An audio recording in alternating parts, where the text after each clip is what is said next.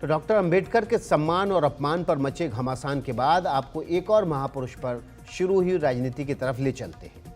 वीर सावरकर। सवाल कांग्रेस अपने और प्रतिद्वंदियों दोनों से घिर गई है। उद्धव ठाकरे ने महाराष्ट्र के मुख्यमंत्री देवेंद्र फडणवीस से मुलाकात कर सावरकर के लिए भारत रत्न की मांग की है, जबकि कांग्रेस सावरकर को माफी वीर बताती रही है। बीजेपी अब पूछ रही है उद्धव की मांग पर कांग्रेस का क्या कहना है। सावरकर के सवाल पर कैसे अपने सहयोगियों से ही फंसी है कांग्रेस, इसको समझने के लिए देखिए हमारी ये खास रिपोर्ट। नरेंद्र मोदी जी ने विरोध किया। There is nothing. Ambedkar, Ambedkar, Ambedkar, Ambedkar, Ambedkar, Ambedkar.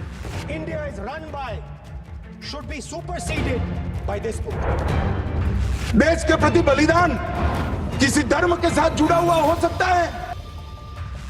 Rajya Sabha में संविधान पर चल रही चर्चा का जवाब देते हुए गृह मंत्री अमित शाह ने कांग्रेस को जिन तमाम सवालों पर घेरा, उनमें स्वतंत्रता सेनानी सावरकर पर भी राहुल गांधी का रुख है। किस प्रकार के स्तर पर हम देश के सार्वजनिक जीवन को ले गए माननीय। अमित शाह ने कहा कि आज की कांग्रेस सावरकर का अपमान कर रही है।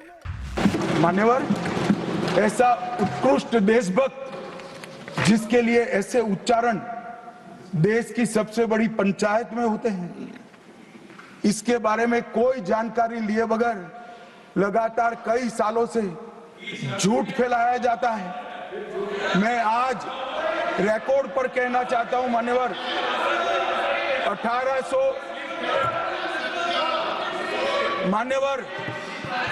1857 से लेकर 1947 तक के स्वतंत्र संग्राम में किसी भी व्यक्ति को एक जीवन में 2 आजीवन कारावास हुए हैं तो वो वीर सावरकर।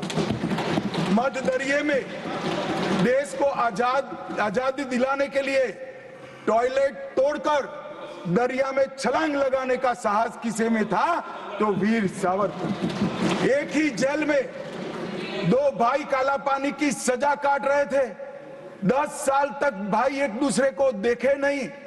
ऐसा वीर परिवार पूरे देश में दूसरा नहीं। मनुस्मृति सुनिए। इसके पहले राहुल गांधी ने लोकसभा में संविधान पर चली बहस में सावरकर को लेकर बीजेपी पर चोट की थी। उन्होंने कहा कि सावरकर को मनुस्मृति पसंद थी, भारतीय संविधान नहीं। बीजेपी अगर संविधान की तारीफ करती है तो वो सावरकर का अपमान करती है। This book for centuries has codified the spiritual and divine march of our nation. Today, Manusmriti is law. These are the words of Savarkar. Mr. Savarkar has clearly stated in his writings that there is nothing Indian about our constitution. He has clearly stated that the book India is run by should be superseded by this book. And this is what the fight is about. लेकिन राहुल गांधी जितनी सुविधा के साथ BJP पर हमला बोल रहे हैं, क्या उतनी आसानी से वो महाराष्ट्र के अपने सहयोगी उद्धव ठाकरे को घेर पाएंगे? बुधवार को ही उद्धव ठाकरे ने महाराष्ट्र के मुख्यमंत्री देवेंद्र फडणवीस से उनके कक्ष में मुलाकात की। उनके साथ आदित्य ठाकरे और अन्य कई नेता थे।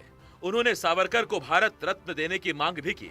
इसके पहले आदित्य ठाकरे ने कहा कि कांग्रेस और बीजेपी दोनों सावरकर के नाम का इस्तेमाल बंद करें।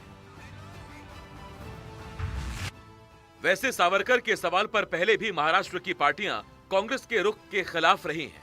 उन्हें अंदाजा है कि मराठा स्मृति में सावरकर की कितनी बड़ी जगह है। लेकिन सवाल है, कांग्रेस उद्धव के रुख पर अब क्या कहेगी? वैसे राहुल सियासत के अलावा अदालत में भी इस सवाल पर घिरे हुए हैं। महाराष्ट्र में ही सावरकर पर टिप्पणी को लेकर राहुल पर कई मुकदमे हुए हैं। सावरकर के अपमान के आरोप में महीने भर पहले उन्हें पुणे की कोर्ट ने समन किया था। अब लखनऊ की एक कोर्ट में उन्हें 10 जनवरी को पेश होकर जवाब देना है। राहुल की मुश्किलें और भी हैं। सावरकर के सवाल पर उन्हें कांग्रेस के अतीत का भी जवाब देना है। शिवसेना याद दिला रही है कि राजीव गांधी ने भी सावरकर को वीर माना था। यही नहीं, इंदिरा गांधी ने भी 1980 में एक चिट्ठी में सावरकर को भारत माता का वीर सपूत बताया था। जो हमेशा वीर सावरकर जी का अपमान करते हैं, उनको मैंने सिर्फ याद दिलाया है कि पूर्व प्रधानमंत्री इंदिरा गांधी जी ने वीर सावरकर जी के बारे में क्या कहा था, तो उनको इतना तिरमिला उठने की कोई ज़रूरत नहीं थी।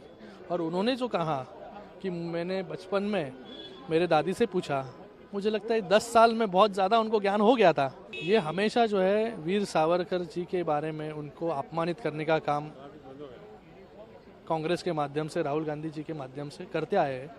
मुझे इनके साथ यूबीटी को पूछना है कि राहुल गांधी हमेशा वीर सावरकर जी के बारे में जो कहते हैं अनाप शनाप, वो आपको मान्य है क्या? India is run by, should be superseded. इस विवाद में सावरकर के पौत्र रंजीत सावरकर भी कूद पड़े हैं। रविवार को उन्होंने मुंबई में प्रेस कॉन्फ्रेंस की। मुझे लगता है कि एक इटालियन फैसिस्ट पॉलिसी जो मुसोलिनी के इसमें थी कि झूठ को सच कहो, सच को झूठ कहो, लोगों को गुमराह करो, तो वो आज ये अमल में लाना चाहते हैं। जो जो पाप गांधी या नेहरू ने किए वो आज वो सावरकर जी पे बढ़ रहे हैं। वस्तुतः सावरकर जी घटना विरोधी नहीं थे, गांधी जी थे। मैं भी एक कागज थोड़ा पढ़ता हूँ। दरअसल कांग्रेस और बीजेपी के बीच सावरकर को लेकर चल रहा विवाद भारतीय राजनीति की एक बड़ी दुविधा की ओर भी इशारा करता है। इतिहास के तथ्य दोनों बातों की पुष्टि करते हैं। ये सच है कि सावरकर को अंग्रेजों ने काले पानी की सजा सुनाई थी। उन्हें 2 बार उम्र कैद की सजा सुनाई गई। वो पहले बुद्धिजीवी थे जिन्होंने 1857 को भारत के पहले स्वाधीनता संग्राम का नाम दिया था।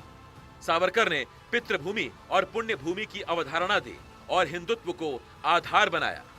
लेकिन अगर विनायक दामोदर सावरकर का एक सच ये है, तो इतिहास की गली से कई आरोप भी उन पर लगाए जाते हैं। कांग्रेस बार बार याद दिलाती है कि सावरकर ने कई बार माफी की मांग की। सावरकर को अंग्रेजों से पेंशन भी मिलती रही। बाद के दौर में आजादी की लड़ाई में सावरकर की भूमिका नहीं दिखती है। सावरकर का नाम महात्मा गांधी की हत्या के सिलसिले में भी आता है। लेकिन असली सवाल ये है कि इतिहास से 2 छोरों पर मिलने वाले ये 2 सावरकर कांग्रेस और बीजेपी की राजनीति को किस तरह प्रभावित कर रहे हैं। इसमें संदेह नहीं है कि कांग्रेस सावरकर पर अपने रुख की वजह से फिलहाल ज्यादा घिरी हुई नजर आ रही है। बेशक इस सवाल पर उद्धव ठाकरे कांग्रेस से बिल्कुल उल्टी लाइन लेने के बावजूद उससे अलग नहीं होंगे। लेकिन राष्ट्रवाद की मौजूदा हवा में एक राष्ट्रवादी नेता के साथ उसका ये निष्ठुर सलूक क्या आम लोगों के बीच उसकी लगातार घटती लोकप्रियता को कुछ और कम नहीं करेगा?